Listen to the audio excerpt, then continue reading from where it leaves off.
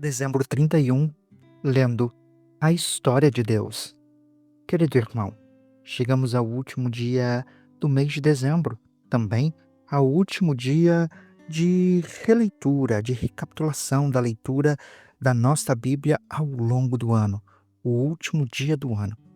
E por isso, recapitularemos o Novo Testamento, uma vez que ontem recapitulamos o Velho Testamento.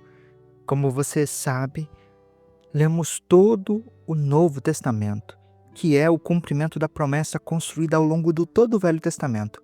Aquilo que era expectativa, sombra e profecia, agora se torna, de alguma certa forma, carne, história e revelação plena. Nele, Deus não apenas fala por profetas, mas entra na história, assume a condição humana e revela definitivamente seu caráter e seu plano de salvação. Se o Velho Testamento responde à pergunta por que precisamos de salvação, o Novo Testamento responde: Deus veio salvar.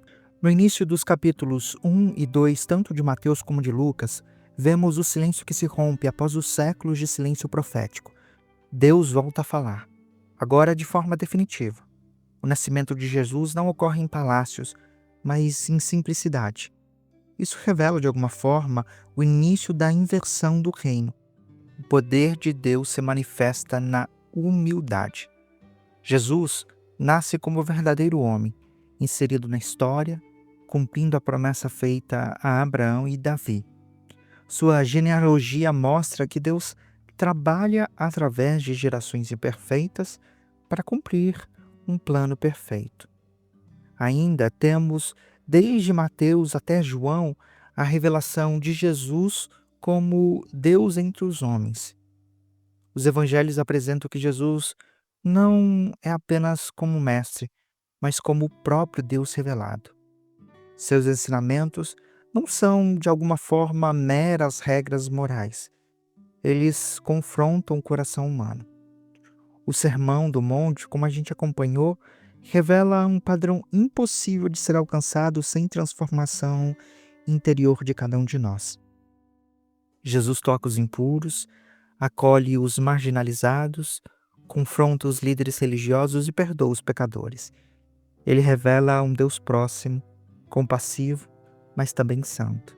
Seus milagres não são espetáculos, mas há de entender que são sinais do reino. Sinais estes onde Jesus está e o caos recua, regride e para. Mas também vimos ao longo da leitura que o reino de Deus já e ainda não. Como assim? A gente precisa entender que Jesus anuncia que o reino de Deus chegou, mas não como se esperava. Não é político, militar ou territorial como a gente é acostumado a ver nas notícias. É um reino espiritual, transformador e eterno. As parábolas revelam um reino que cresce silenciosamente, que exige arrependimento e que produz frutos visíveis. O chamado de Jesus é claro. Espera-se arrependimento, fé e seguimento. Seguir Jesus não é apenas crer em ideias, mas reorganizar toda a vida ao redor dele. A cruz, por sua forma, nos mostra como o centro da história.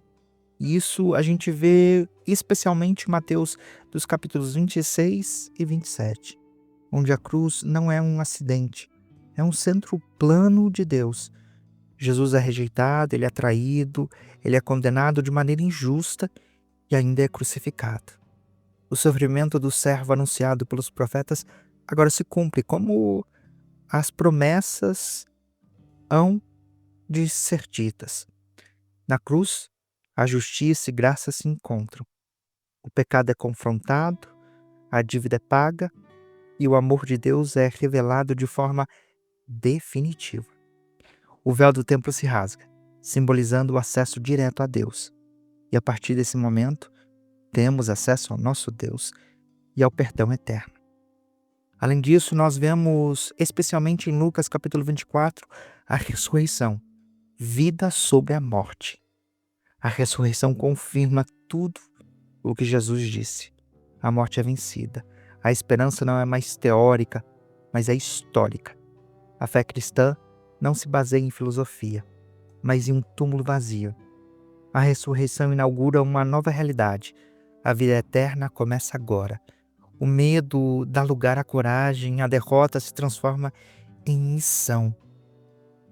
Quando a gente passa para Atos dos Apóstolos, o Espírito Santo e a igreja, vemos que o Espírito Santo capacita a igreja. O cristianismo deixa de ser um movimento local e se espalha pelo mundo. A igreja nasce em meio à perseguição, mas cresce em poder. Pedro e Paulo mostram que o evangelho rompe barreiras éticas, sociais e culturais. A igreja não é perfeita, mas é instrumento de Deus na história. Desde Romanos até Filemão, nós vemos a vida cristã na prática, onde as cartas explicam o significado da cruz. Paulo apresenta a salvação pela graça, mediante a fé. A vida cristã não é uma tentativa de merecer, mas é clara resposta ao amor recebido. As epístolas tratam de ética, de comunidade, de sofrimento, de santidade e de esperança. Elas mostram que o evangelho transforma todo indivíduo quanto a coletividade. Também, desde Hebreus até Judas, nós temos fé em meio à perseguição, uma vez que as cartas gerais encorajam cristãos perseguidos a perseverarem. A fé é apresentada como confiança ativa, mesmo quando o sofrimento é intenso. A maturidade espiritual se revela na presença. Mas claro que chega o momento da consumação final, que vimos agora por último em Apocalipse, que revela que a história não está de fora do controle. Cristo reina, o mal será definitivamente vencido, o juízo já não é vingança, mas a restauração da justiça. E ela há. O livro de Apocalipse termina como a Bíblia começou, com uma criação renovada, com uma comunhão restaurada e Deus habitando com o seu povo. Não havendo mais dor, não havendo mais morte e não havendo mais pecado. De maneira geral, querido irmão, o Novo Testamento revela que Deus não desistiu da humanidade. Em Jesus, ele se aproxima, salva, transforma e promete restauração total. A história caminha para um fim glorioso. E a igreja vive, claro, entre o já da salvação e o ainda não da plenitude. Gostaria de convidar você nesse momento para encerrarmos junto conosco esse ano, mas também a recapitulação do Novo Testamento com uma oração. Feche seus olhos se possível.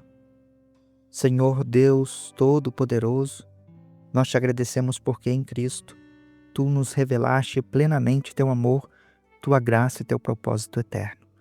Obrigado porque não ficamos perdidos em nossas falhas, mas fomos alcançados pela cruz e pela ressurreição. Renova nossa fé, fortalece nossa esperança, ensina-nos a viver como testemunhas do teu reino neste mundo. Que o Espírito Santo nos conduza em verdade, perseverança e amor, até o dia em que veremos todas as coisas restauradas. Abençoe mais a finalização de mais um ano, abençoe o início da leitura da Bíblia que se inicia amanhã, com o início de mais um ano na sua presença. Clamamos que os nossos pedidos, que os nossos agradecimentos sejam achados no seu trono de graça. Esteja com nossos familiares, esteja com nossos amigos, com nossos planos diários e se achegue mais de nós, Senhor. Permita com que consigamos ter mais forças para buscar a Ti dia após dia. Pedimos tudo isso, clamando e agradecemos pela Tua presença em nossa vida ao longo de todo esse ano. Amém, amém e amém. Querido irmão, concluímos então a leitura dos últimos 365 dias do ano. Como você muito bem sabe, oramos a cada semana, clamamos, agradecemos a cada semana e lemos a palavra de Deus diariamente. Não se esqueça que amanhã estaremos aqui, religiosamente lendo a palavra de Deus, numa nova versão da Bíblia.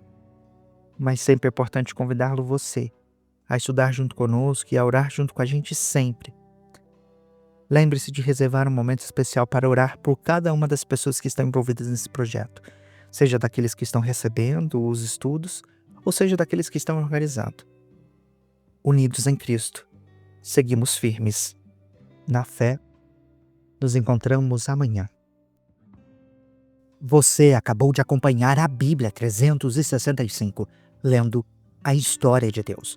Se você quer acompanhar com outra versão bíblica, registrar a sua leitura, dar sugestões, participar de nosso grupo no WhatsApp, ou até mesmo fazer pedidos de oração, acesse sempre www.abiblia365.com.br e lembre-se sempre, em leituras diárias, confortaremos e fortaleceremos a nossa fé.